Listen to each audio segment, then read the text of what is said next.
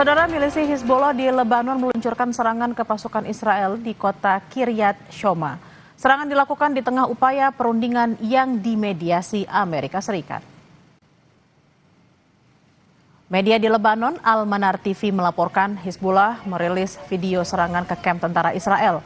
Hizbullah menghujani posisi IDF dan area permukiman di Kiryat Shmona dengan rentetan roket, bahkan dilaporkan berhasil menembus pertahanan udara. Serangan dilakukan sebagai respon atas serangan udara Israel ke wilayah Lebanon Selatan.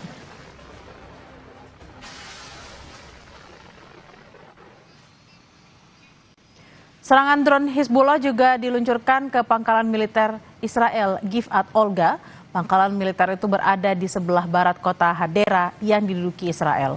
Perang di perbatasan Lebanon Selatan kembali panas sejak Hizbullah meluncurkan serangan pada 2 Maret sebagai dukungan kepada Iran yang dibombardir Israel dan Amerika pada 28 Februari.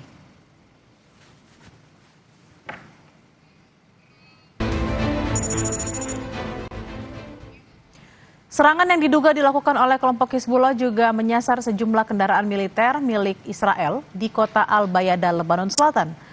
Serangan yang menggunakan drone dan roket ini menyasar sejumlah lokasi keberadaan tentara Israel di Lebanon Selatan.